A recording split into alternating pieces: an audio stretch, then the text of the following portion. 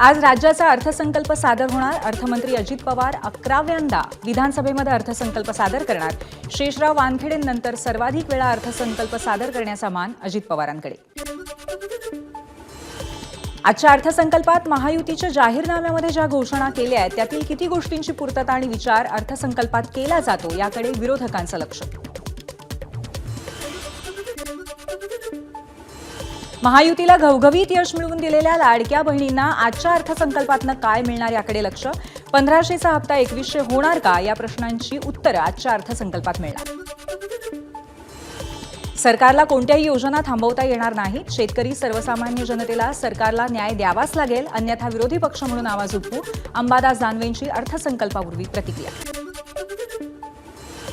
काँग्रेसचे नेते रवींद्र धंगेकर आज पत्रकार परिषद घेऊन नवी राजकीय भूमिका जाहीर करण्याची शक्यता. गेल्या काही दिवसांपासून धंगेकर यांची शिंदेंच्या शिवसेनेशी जवळीक.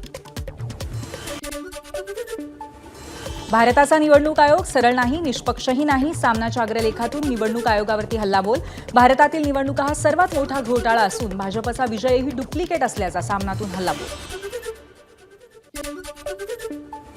गद्दारांनी पक्ष सोडला तरी मी मशाल घेऊन ठाम. उद्धव ठाकरेंचं वक्तव्य. तर गद्दारांनी आता शिवसेना अमित शहाचं नाव लावावं, उद्धव ठाकरेंचा टोला. भाजप हा हिंदुत्ववादी पक्ष असल्याचा सगळ्यात मोठा फेक नरेटिव्ह. संजय राऊतांची भाजपवर टीका. भाजपमध्ये 80% नेते हे काँग्रेसचे असल्याचंही वक्तव्य. काँग्रेस प्रदेश सरचिटणीस उदयसिंह पाटलांचा राष्ट्रवादीमध्ये प्रवेश निश्चित. येत्या आठवड्यामध्ये होणार उदयसिंह पाटलांचा राष्ट्रवादीत प्रवेश. आदिम समाजासाठी काम करणाऱ्या सूर झलकारी कातकरी महासंघाच्या सर्व पदाधिकारी आणि कार्यकर्त्यांचा शिवसेनेत प्रवेश. आमदार राजेंद्र गावित यांच्या उपस्थितीत पक्षप्रवेश संपन्न. मला सर्व समाजाचं नेतृत्व करायचंय. एका वृत्तपत्राला दिलेल्या मुलाखतीत पंकजा मुंडेंचं वक्तव्य. ओबीसी मराठा हा वाद मिटवण्यासाठी मी प्रयत्नशील, पंकजांचं विधान.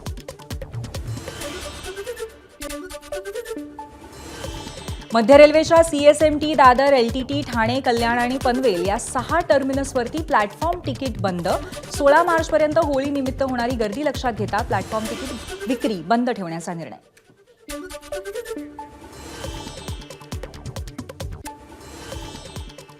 मेट्रो 1 कडून गर्दीच्या वेळी वर्सोवाऐवजी घाटकोपर ते अंधेरीपर्यंत मेट्रो सेवा चालवण्याची चाचपणी. गर्दीच्या वेळी 2 तासांसाठी 3 मेट्रो मार्ग, 2 मेट्रो या घाटकोपर ते अंधेरीपर्यंत चालवून फेऱ्या वाढवण्याची चाचपणी. मुंबईवरती पाणी कपातीची टांगती तलवार. मुंबईला पुरवठा करणाऱ्या 7 तलावांमध्ये 48% साठा. पाणी कपातीचा निर्णय या आठवड्यात घेतला जाण्याची शक्यता. पावसाच्या आगमनाला अजून 3 महिने बाकी असताना पाणी टंचाईचे संकेत. वाशीच्या मुंबई कृषी उत्पन्न धान्य बाजार समितीमध्ये डाळी, कडधान्यांची आवक वाढल्यामुळे भावात घसरण. किरकोळ बाजारामध्ये तूर डाळ प्रति किलो 160 ते 200 रुपये आणि हिरवा वाटाण्याची 250 रुपयांना विक्री. गुगलने प्ले स्टोअरवरनं 180हून अधिक ॲप्स हटवले. या ॲप्समध्ये मोठ्या प्रमाणावरती जाहिरात, फ्रॉड स्कीम्स आढळल्या आणि त्यामुळेच कंपनीने ही ॲप्स प्ले स्टोअरवरनं काढून टाकण्याचा निर्णय घेतला. सुदर्शन आठवले यांना 2024चा साहित्य अकादमी अनुवाद पुरस्कार जाहीर. गुरुचरण दास लिखित इंग्रजीतील the difficult of being good या साहित्यिक समीक्षेचा उत्कृष्ट मराठी अनुवाद केल्यामुळे पुरस्कार.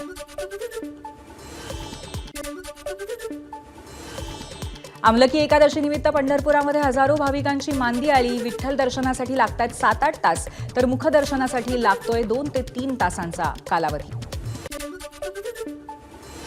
मूर्तिकारांचं परळमध्ये उद्या महासंमेलन. मुंबई उच्च न्यायालयाने पीओपी मूर्तींवरती बंदी घातल्यामुळे मूर्तिकार आर्थिक विवंचनेत. संमेलनामध्ये तोडगा न निघाल्यास मूर्तिकार आंदोलनाबाबत ही चर्चा करणार अशी माहिती. लयभारी युट्यूब चॅनेलचे पत्रकार तुषार खरात यांची वडूज येथील रुग्णालयामध्ये वैद्यकीय चाचणी. आज त्यांना कोर्टात हजर करण्यात येईल. कोर्टाने आदेश देऊनही गोरेंच्या बदनामीच्या बातम्या दाखवल्याप्रमाणे प्रकरणी अटक.